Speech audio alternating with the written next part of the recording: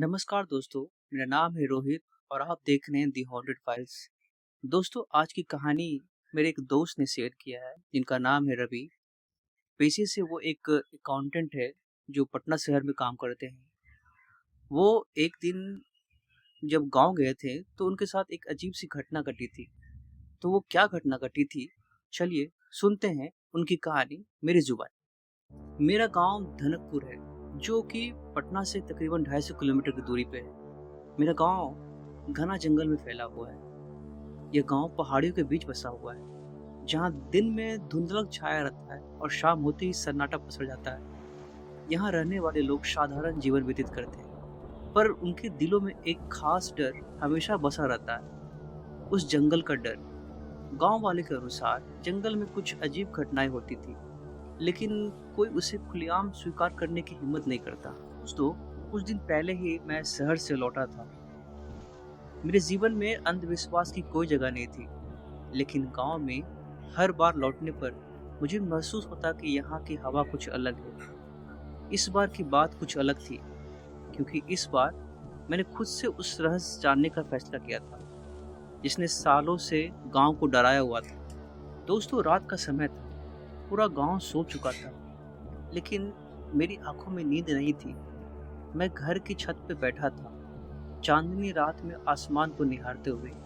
मेरे दिमाग में गांव के लोगों की बातें घूम रही थी, जंगल में घटने वाली अनजान घटनाएं, अचानक से लोगों को गायब हो जाना और कभी ना लौटने वाली आत्माएं। मैंने सोचा, यह सब बकवास है, शायद किसी अजीब सहयोग या किसी इंसानी योजना का हिस्सा है। मैं इस बार सब कुछ जानकर ही रहूंगा। तभी मेरी नजर दूर जंगल की ओर गई, जहां से हल्की हल्की रोशनी की चमक दिख रही थी। मैं चौंक गया, ये रोशनी वहां कैसे हो सकता है? जंगल में बिजली का कोई साधन नहीं था। मैंने अपने घड़ी देखा, रात के 12 बजा था। एक पल के लिए मुझे लगा कि शायद ये हमारा भ्रम है, लेकिन फिर वो रोशनी और तेज हो गई, जैसे कोई मुझे जंगल में बुला रहा हो। मैंने खुद को शांत करते हुए सोचा, ये कुछ नहीं है, शायद कोई शरारत कर रहा है। लेकिन अंदर से एक आवाज आई, जाकर देखो, शायद कुछ और है। मैंने नीचे जाकर अपने कमरे से एक टॉर्च उठाई और बिना किसी को बताए जंगल की ओर बढ़ चला। रास्ते में हर तरफ सन्नाटा पसरा था। मेरे कदमों की आवाज उस सन्नाटे को चीर रही थी। जैसे जैसे मैं जंगल के करीब पहुंचा, मेरे कानों में कुछ अजीब अजीब सी आवाजें गूंजने लगी, जैसे मेरा कोई नाम पुकार रहा हो। लेकिन मैंने इसे अपनी कल्पना समझकर नजरअंदाज कर दिया। जंगल के किनारे पहुंचते ही एक अजीब सी अनुभूति हुई, जैसे किसी ने मेरे कंधे पर हाथ रखा हो। मैंने पीछे मुड़कर देखा, लेकिन वहां कोई नहीं था। मैंने खुद को संयमित करते हुए जंगल में प्रवेश किया।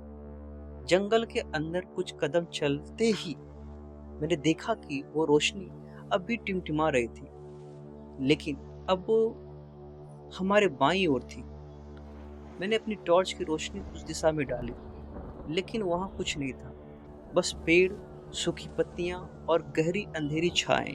मैं आगे बढ़ते गया और अचानक मैंने अपने पैरों के नीचे कुछ नरम महसूस हुआ। जब मैंने नीचे देखा तो पाया कि मैंने किसी पुराने कपड़े पर पैर रख दिया था।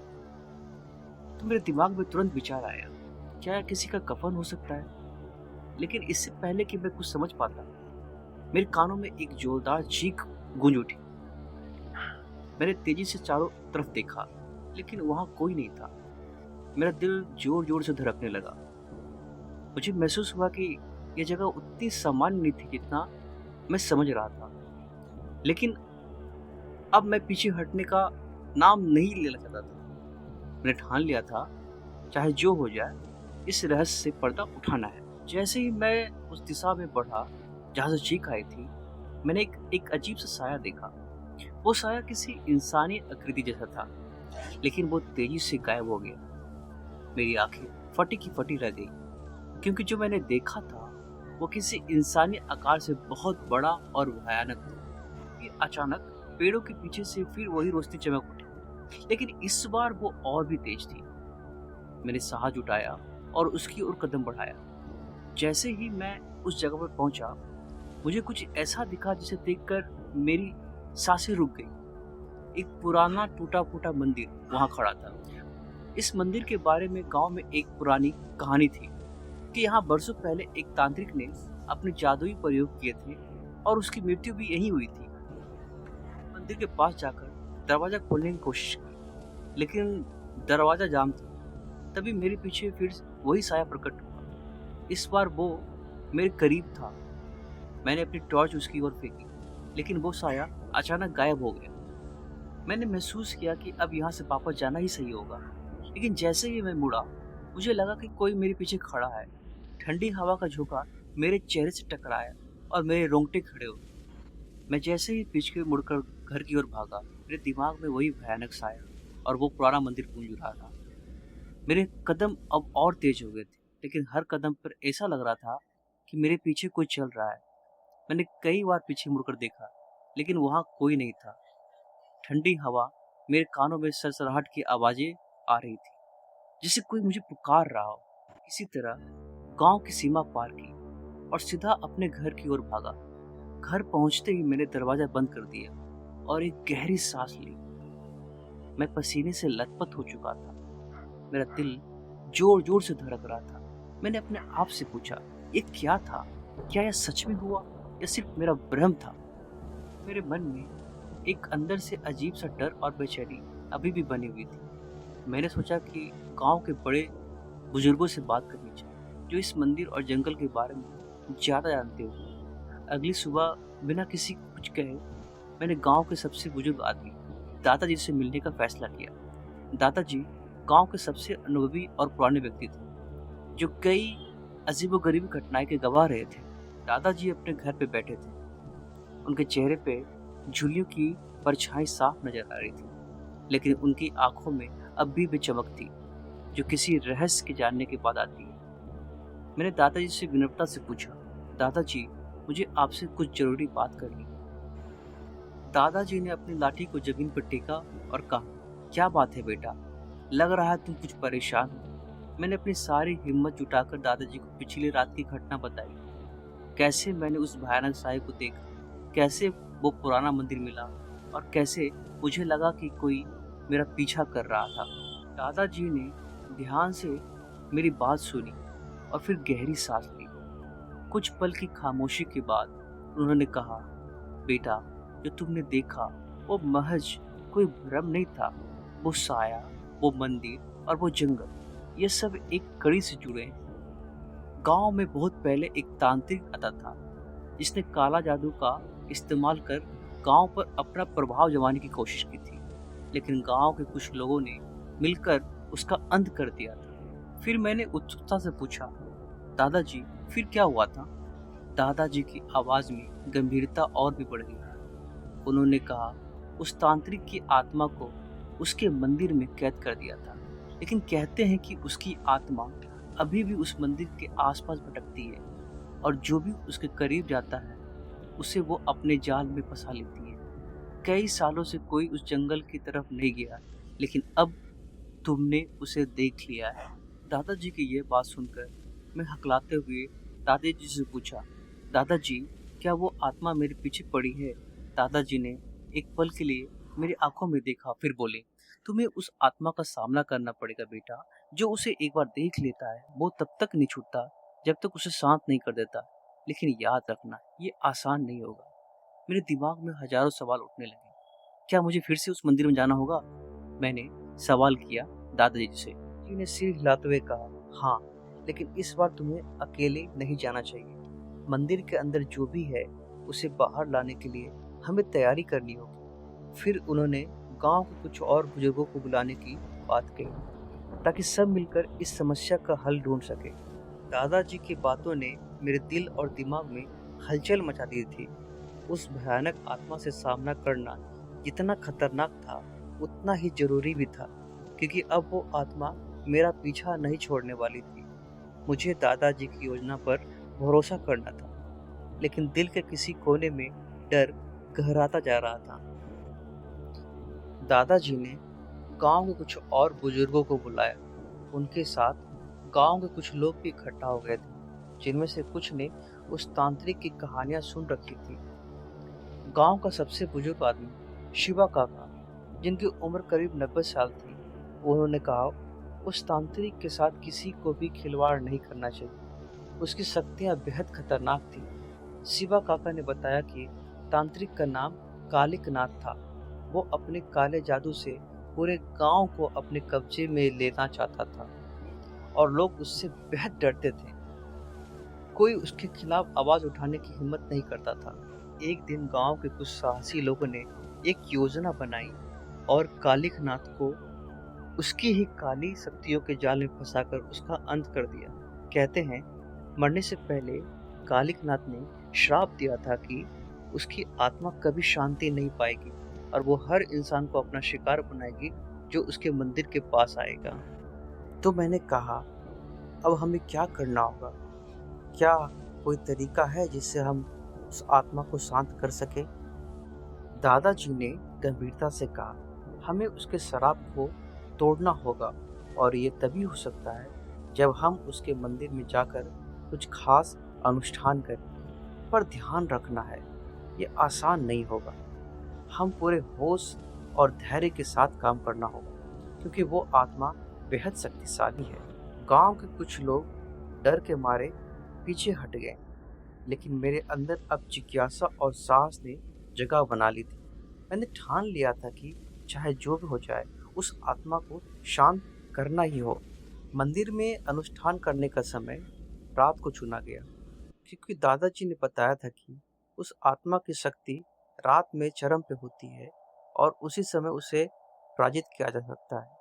एक विशेष अनुष्ठान की सामग्री इकट्ठा की गई, कुछ पुराने तांत्रिक चिन्ह, मंत्रों से जड़ी औषधियां और एक तांबे का कलश जिसे दादाजी ने गांव के पुराने मंदिर से लाकर दिया था। मैं, दादाजी, शिवा काका और कुछ गांव वाले रात के समय जंगल की ओर बढ़े।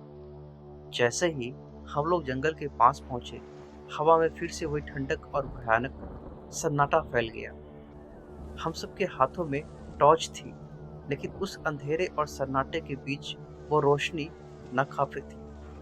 जंगल में प्रवेश करते ही मैंने महसूस किया कि पेड़ों की शाखाएं हमें रोकने की कोशिश कर रही, हवा तेज हो रही है और हर दिशा में सरसराहट की आवाजें आ रही है, जैसे कोई हमारे कदमों की गिनती कर रहा है। हमारे दिल की धड़कन तेज हो रही थी, लेकिन मेरे अंदर अब भी हिम्मत बाकी थी। जैसे ही हम लोग मंदिर के करीब पहुंचे, मैंने देखा कि वही पुरानी टूटी फूटी झोपड़ी मेरे सामने थी। मंदिर के चारों ओर सूखी घास और पत्थरों से बनी दीवारें थी। दीवारों पर कुछ अजीब निशाने थे, जिन्हें देखकर शिवा काका ने कहा, यह तांत्रिक के कालो जादू की निशानी है। हमें यहाँ बहुत संभल कर काम करना होगा।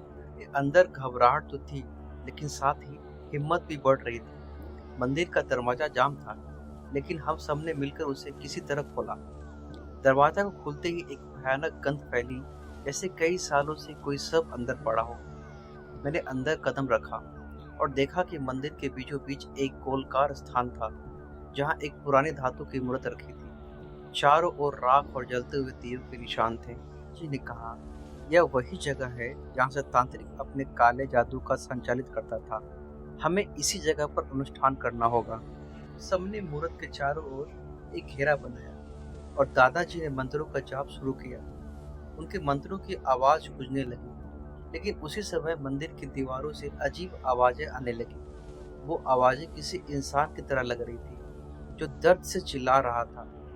हवा और तेज हो गई और मूर्त के चारों ओर एक अजीब सी काली धुंध फैलने लगी। तभी अचानक से मंदिर के दरवाजे खुद ब खुद बंद हो गए।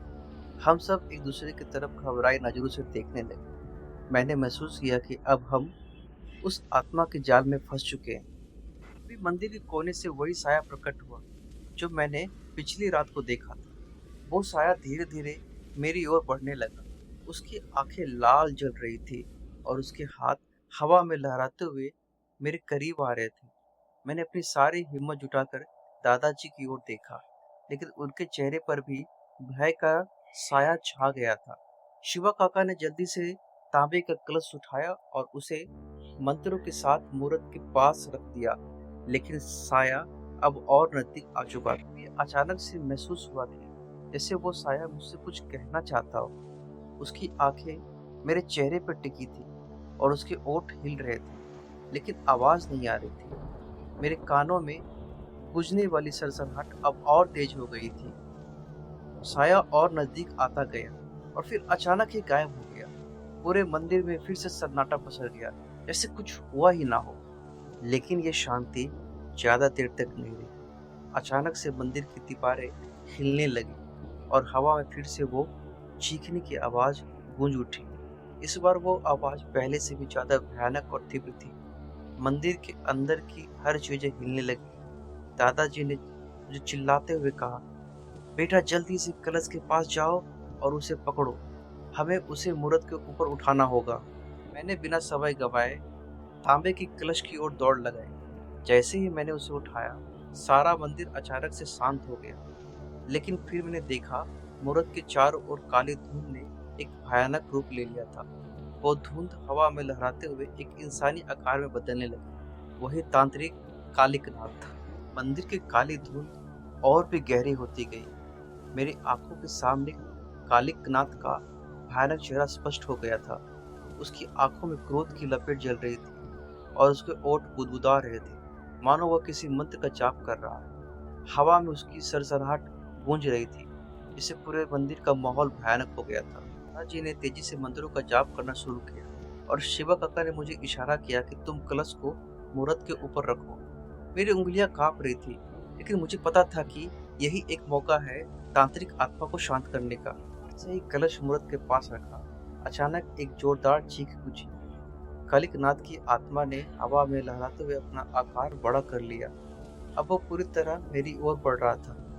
उसकी लाल आंखें मेरे दिल को ठिठकाने के लिए काफी थी। उसके काले कपड़े हवा में उड़ रहे थे। उसकी छाया ने पूरे मंदिर को घेर रखा था। दादाजी चिल्लाए, जल्दी करो, कलश को मूर्त के सिर पर रखो। मैंने पूरी ताकत से कलश उठाया, उसे मूर्त के सिर पर रख दिया। जैसे ही कलश मूर्त के सिर पर रखा, वहां तेज से रोशनी निकली। ये रोशनी इतनी तीव्र थी कि मुझे अपनी आंख बंद करनी पड़ी। कलिकनाथ की आत्मा चीखने लगी और उसकी आवाज इतनी तीव्र हो गई कि पूरे जंगल में गूंज उठी। रोशनी से धुएं की काली धुंध छिन भिन हो रही थी। कालिकनाथ की आत्मा लड़खड़ाने लगी। उसकी चीखें और भी डरावनी हो गई। उसने अपने हाथ मेरी ओर बढ़ाए, मानो वो मुझे पकड़कर अपने साथ ले जाना चाहती हो। लेकिन दादाजी ने जोर से मंत्र पढ़े और शिवा काका ने एक जलता हुआ दिया उठाकर मूर्त के पास रख दिया। उस दिए से निकली ज्योति ने कालिकनाथ की आत्मा को कमजोर कर दिया था। कर कालिकनाथ की आत्मा ने एक आखिरी जोरदार चीख मारी। फिर वह धुएं विलीन हो गए। पूरे मंदिर में शांति छा गई। हम सबने गहरी सांस ली।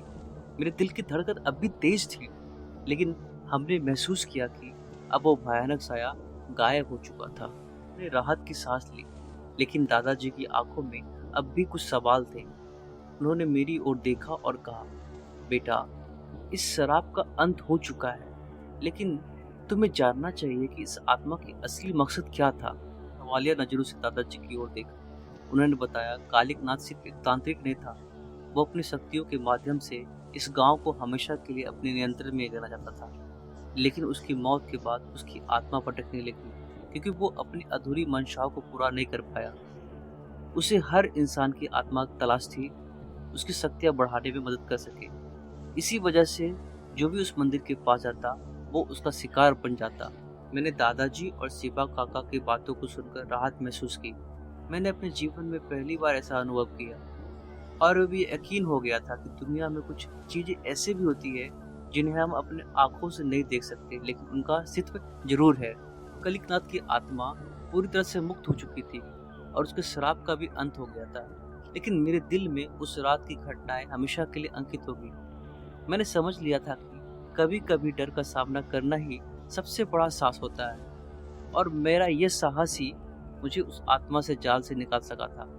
ये थी रवि की कहानी। आशा करता हूँ ये कहानी आपको डरावनी और रोमांचक लगी होगी। दोस्तों, आपको ये कहानी कैसी लगी, हमें कमेंट करके जरूर बताएं। अगर आप इस चैनल पर नए हो तो चैनल को सब्सक्राइब कर दें। तो दोस्तों, मिलते हैं अगली कहानी में।